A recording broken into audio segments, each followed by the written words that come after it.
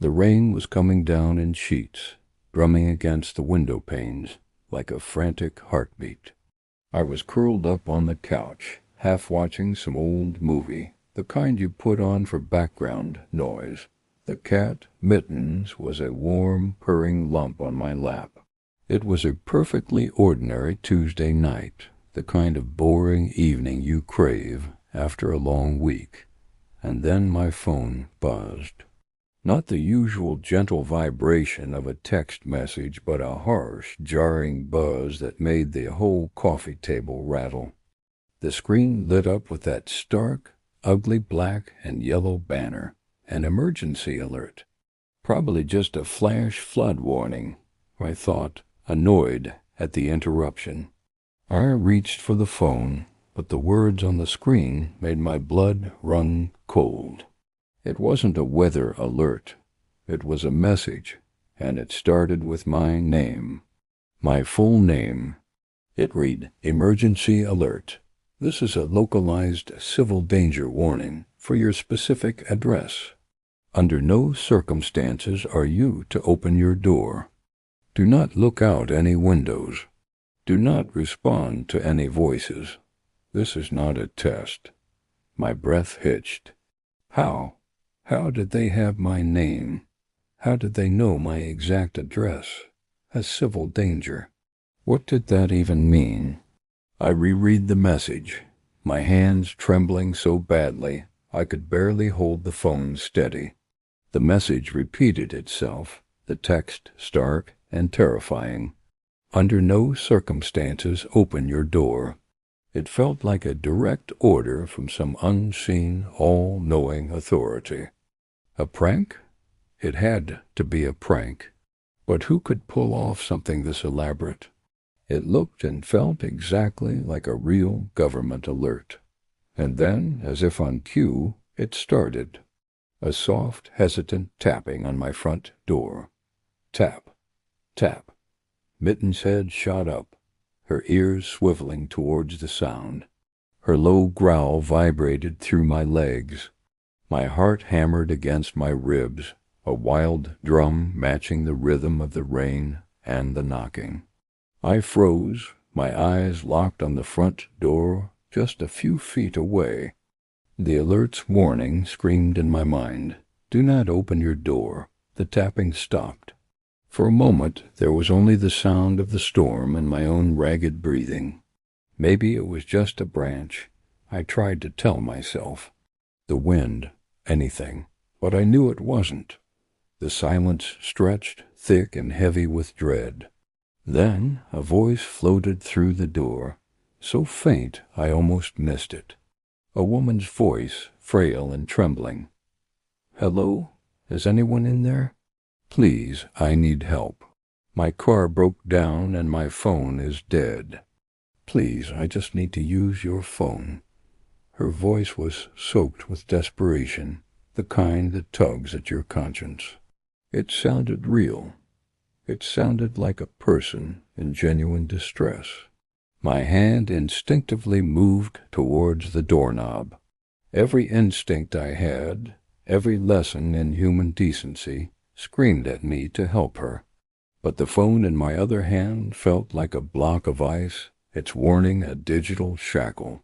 Do not respond to any voices.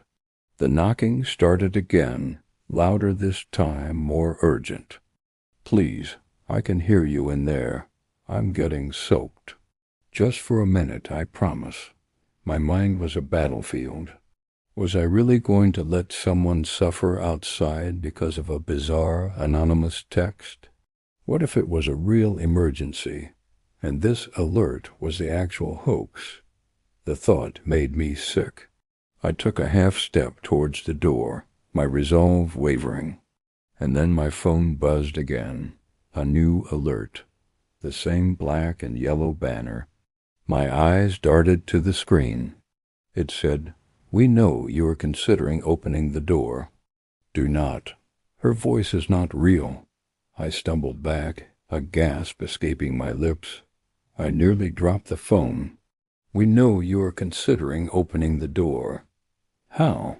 How could they possibly know that? Was there a camera in here? Were they watching me right now? The feeling of being watched, of being a puppet in some horrifying experiment, was suffocating. The woman outside seemed to sense my hesitation. Her tone changed. The desperation was gone, replaced by a chilling sweetness. "Oh, come on now. Don't be shy. I know you're a good person. You always help people, don't you? Remember last week when you helped that old man with his groceries? You wouldn't leave a poor woman out in the rain, would you?" My blood turned to ice. She knew about the old man. That wasn't on social media. I hadn't told anyone. It was just a small, anonymous act of kindness.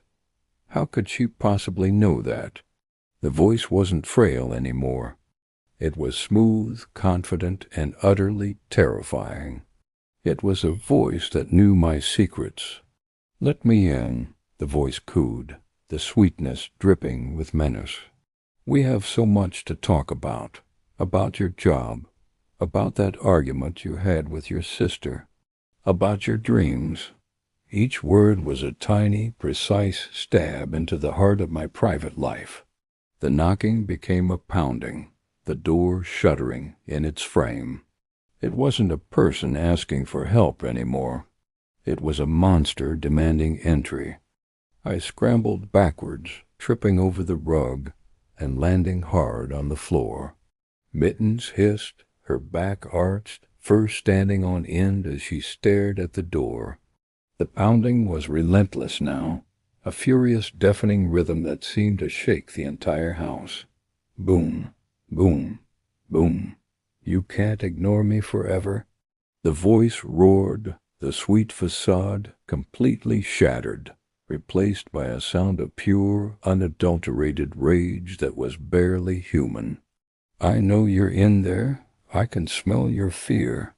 My phone buzzed a third time.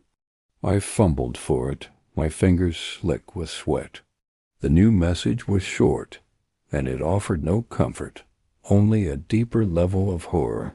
"It has your mother's eyes," I screamed, a raw, guttural sound of pure terror. What did that mean? What was it? My mind flashed to a picture of my mom, her kind, gentle eyes smiling at me. The thought of those eyes on whatever was outside. It was too much. The pounding stopped abruptly. The sudden silence was somehow worse. I held my breath, listening, every nerve ending screaming. Then I heard a new sound, a scraping. The faint, metallic sound of the lock on my kitchen window being jiggled. It was trying to find another way in. I scrambled to my feet and ran, not thinking, just moving. I barricaded the front door with a heavy armchair, my movements clumsy and panicked. Then I sprinted to the kitchen, my heart about to explode. Through the rain-streaked glass of the kitchen window, I saw it. A shape. A silhouette in the dark, its form distorted by the water running down the pane. It was tall, impossibly thin, its limbs moving at unnatural angles as it worked on the lock. I couldn't see its face, just a dark, shifting mass. But for a split second, a flash of lightning illuminated the yard, and in that blinding white light, I saw 2 points of light staring back at me from the darkness. 2 glowing, familiar eyes. My mother's eyes. I stumbled away from the window, my back hitting the kitchen counter. I sank to the floor, pulling my knees to my chest, trying to make myself small. The scraping stopped. A new sound began. The tinkling, cracking sound of glass under pressure. It was breaking the window. My phone vibrated in my hand one last time. I didn't want to look, but I couldn't stop myself. I raised it with a shaking hand. The final message glowed on the screen. It was just one word. Run, and I did.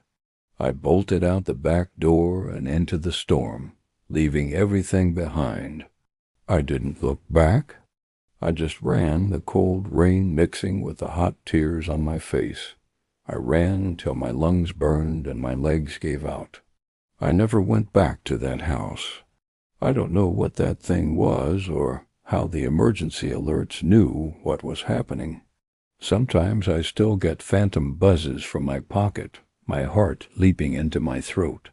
And sometimes when I'm alone in the dark, I see those eyes, my mother's eyes, staring out from the shadows, waiting. Thanks for watching. If you have a story that keeps you up at night, share it in the comments. And make sure to subscribe so you don't miss what's coming next.